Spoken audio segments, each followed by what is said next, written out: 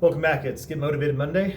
So today's message has not a lot of depth as far as some adage or some story to tell or something that leads you through a cycle of different habits. But the one habit that I really want to focus on today is the habit of listening.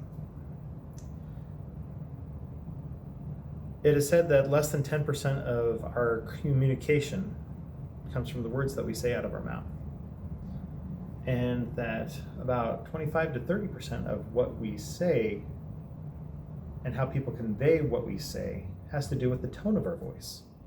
You can have inflection where it gets high, and then you can also bring it down low, and how we use those inflections can actually give more context to what we're trying to say.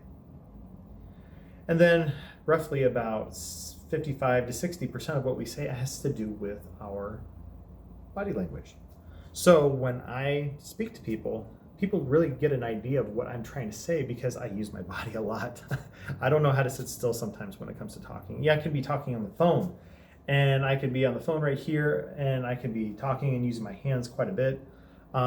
Doesn't do any benefit for the person on the other end of the line, but at the same time, I do get the message across because as I'm acting out my feelings and the words that I'm saying, the inflection of my voice follows trend with the way I talk, and it helps me.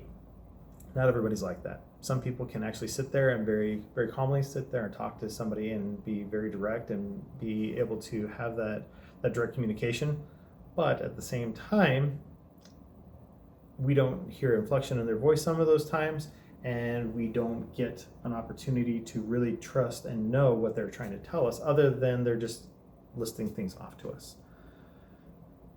And so things get lost in communication.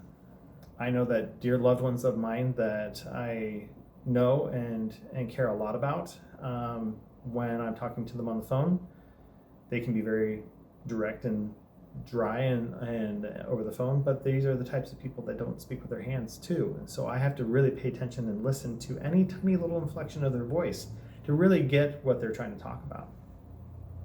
Where other people that are so used to me and other people like me that are always talking with great inflection and moving around and talking with their hands, they don't quite understand and think that those people are mad at them.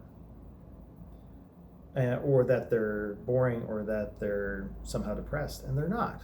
They just don't have that animation in their body. But not that everybody has to be like me. I'm doing this message because less than 10% of what we hear from people is what they're trying to tell us. 30%, up to 30%, has to do with the tone of their voice. And the other 60% can come from body language.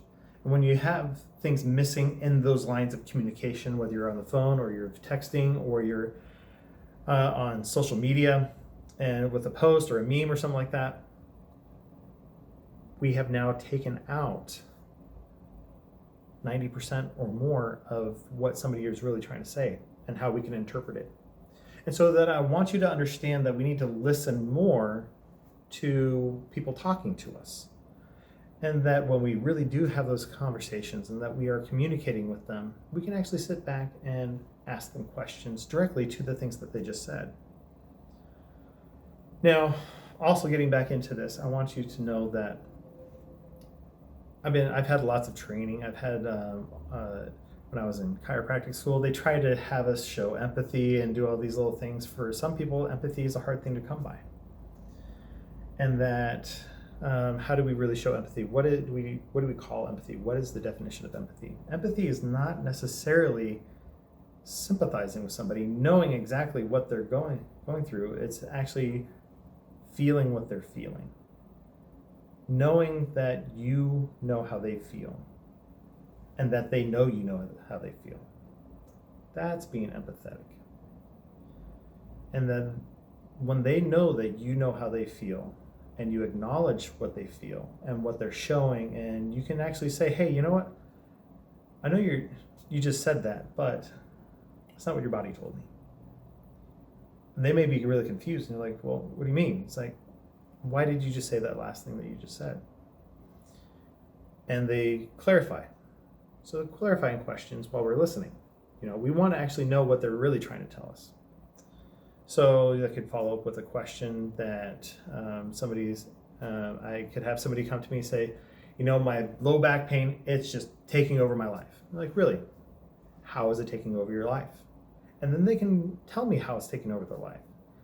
And when they say, I have a hard time getting in out of bed, so your back pain is taking control of how you get in and out of bed, and they're like, well, that's not necessarily the problem, because once I get out of bed, then I have to get up and walk down the hall, and that's when it's the worst. And so I really have to start listening and getting them to tell me what they really want me to know, is how this really affects their life.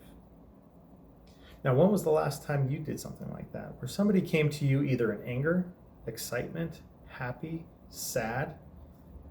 Did you really ask them more about how those emotions are actually playing from the things that they're trying to tell you? Or maybe they have something else that's really hiding underneath that they really don't want to say out loud, but if you ask them, maybe they would, and it really clarifies why they're feeling that way. Or if somebody comes to you with a question and asks you that question, you can say, so you're really wanting to know about that. And a lot of times the first question that people ask you really is not the question they want answered. It's usually just their way to start into a conversation. And if you think that you just sputter off just the quickest answer so you can move on away from that, a lot of times you're not really fixing anything. So when we get into this, the big takeaway that I want you to take away from today is that listening, we need to stop. We need to go beyond the words that come out of people's mouths. We need to get into the point of also listening to how they say things, the way that they use their body when we're speaking to them in person, and then also not jumping to conclusions, and listening and asking more questions about what they're trying to say or how they're trying to say it, so that they know that you care about them and that you empathetically really want to know more about them. I want to thank you guys for also paying attention to me and listening to the words that I have to say. I have a lot of things that I think are very important, and if you have more questions and want to know more about the reasons why I'm teaching you all these things, leave comments down below. Ask those questions. Show that you're listening. Also, hit like down below, hit the notification bell for those YouTubers, and subscribe to the station at Ernstrom Spinal Rehab. Share it with other people. Share it on your social media feeds, on Instagram and Facebook.